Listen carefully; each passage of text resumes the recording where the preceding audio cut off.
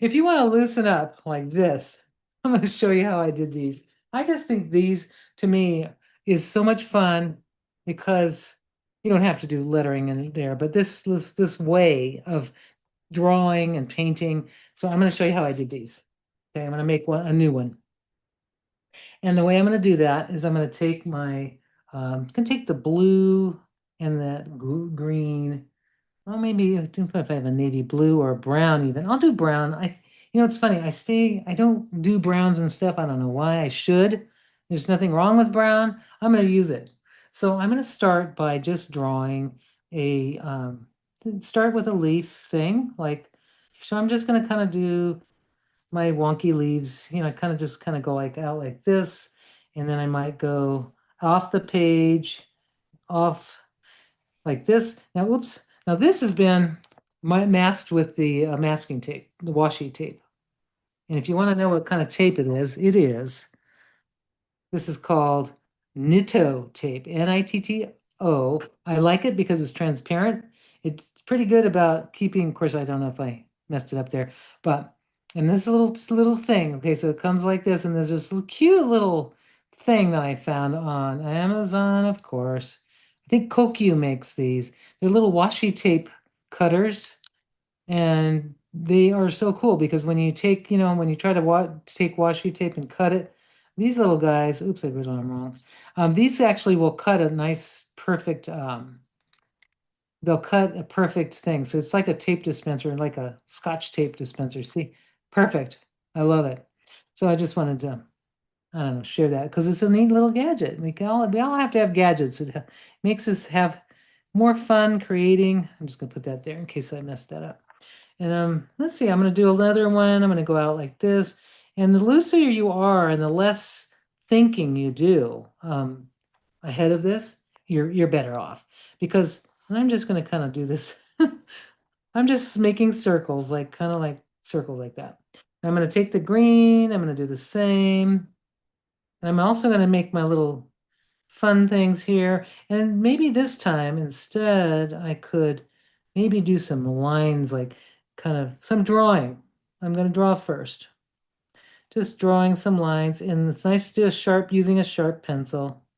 Trying to be less perfect. I'm trying to actually be wonky here. So I'm going to make my lines. I was going to say I was going to make my wines a little wonky. So it's Friday. I know it's Friday, but it's my wines. So I'm making these, you can see I'm just kind of making them on purpose. I'm just sort of varying the pressure actually of my pencil a little bit so that I can get like a difference in weight of the line. And I'm going to do the same here. I'm just going to do this. This is just a very spontaneous kind of painting session. I'm going to make this a little thicker with that green. And then I'm going to take some of that gold color. I might even just kind of maybe just draw fast. I'm not really not, it's not meant for um, to go, methodically and slowly. You really want to kind of loosen up. With the masked edges, loosening up is a good thing. And I'm doing this. You can see I'm kind of creating this little wonky, like, there we go, circle thing. So I just did all that.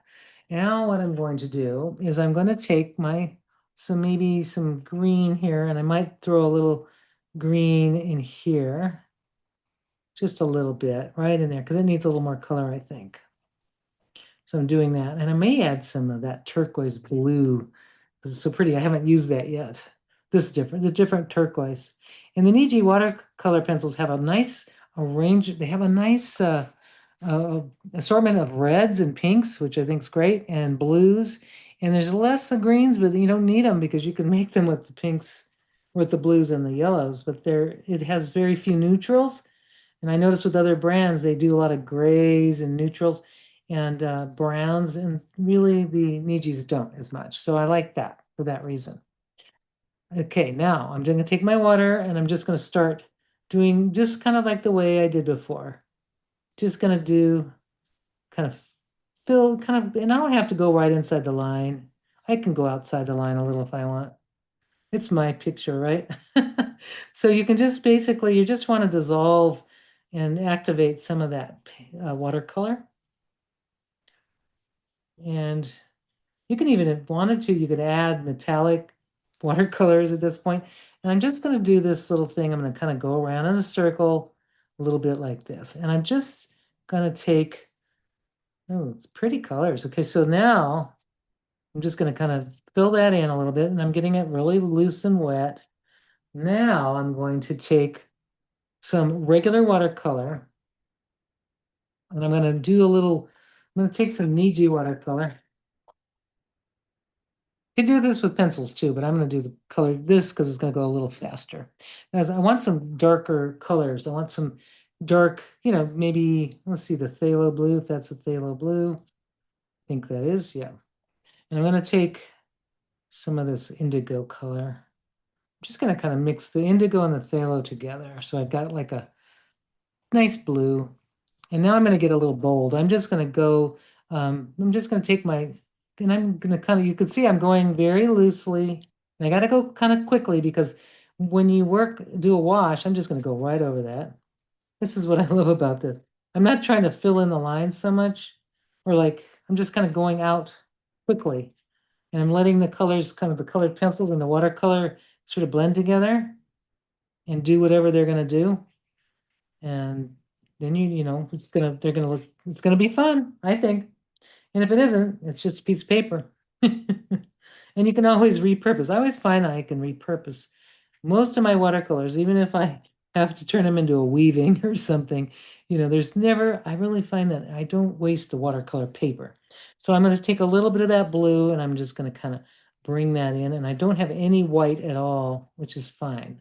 I'm not leaving much white at all, but I've kind of made this little field of, like that, colors like that. And it's interesting watching this react to the watercolors kind of reacting to the colored pencil. So I think it's kind of funny. Huh, I just wanted to see, I don't know if I like that or anyway, I just stopped it. So there it is. I'm going to let that sit a little bit. Now I can add some color if I want to add some other colors, maybe this turquoise. That's not a turquoise, this turquoise. And I can make like little textures, like kind of, you can make marks in here. You can make them look perfect, or you can make them look wonky, like little spots, because now I'm just drawing right into the watercolor and it's just nice and really nice. I love what's happening there. You can even take your pencil and make little lines into the wet watercolor, and I think that looks really fun, and it just kind of just brings some texture that you wouldn't have normally. Very soft lines. I like that. That's fun. And you can just keep going or just leave it like this. And I'm gonna just leave it at this point. Now, I could have left some white, but I didn't. I think there's some white right in here. I'm gonna have to let this dry completely. Let's see, I'm gonna add a little, gotta let it dry. That's the thing. Now, you can also do graphite if you want to take a pencil to darken things, or you can use your black pencil, or the gray. These are the only two. So you get these neutrals in the Niji set. You get a couple of browns and rusts colors, but then you only have one gray and the black. I'm not going to use straight black. I'm just going to use a little gray, and I'm going to kind of soften this little, or darken it actually. But it's And really a Karen, light. Yes. Patricia was asking, I think you've gotten this question before on another live about your Uh-huh. lettering, because she said she loves your hand lettering. And is it a technique you could teach us sometime, or do you have any resources to point Absolutely. people? I can tell you how I developed that lettering style. But if I have time to do it, I don't know if I'll have time. Oops, I won't. But it is, if you want to learn how to make your own lettering that is uniquely your own, but it's really like this one. This is not a font that I developed out of watch. I just basically developed it out of my own handwriting. And the way I did it was I did it through a course that I took from Wendy Solganic. It's called Willa. Let's see, what is it called? If you go to willawanders.com, it's called Love Your Imperfect Letters. And it's a fantastic course. Now, Wendy was a calligrapher. She knows hand lettering like no one else. And she's a beautiful calligrapher, and she does hand lettering, gorgeous hand lettering. And but what I did is my hand lettering wasn't, it just started, it was okay, you know, it wasn't that great. But when I took her course, and it was the best, I don't remember how much it cost, but it was a really valuable course because it really got me to fine tune my lettering, and this is what it is. That's how I developed it, through her Love Your Imperfect Letters course. I really wouldn't want to teach it. I can't teach it. I can share with how I do my letters, but teaching it is in her. She can teach it beautifully, and it's everybody's lettering style is going to be uniquely their own, and that's what's so cool about it. So this one is, I hope that helped. So, so now I'm gonna let that dry. That was my first layer, and I can go on and do other layers, or I can leave it alone. But I'm gonna love removing this. And then I can do my lettering, my quote inside this little spot. And if I want to add, it's a little wobbly right now. It needs to, see, it's kind of wobbly. Need to make that completely dry to get it flat before I do my next layer. But there it is.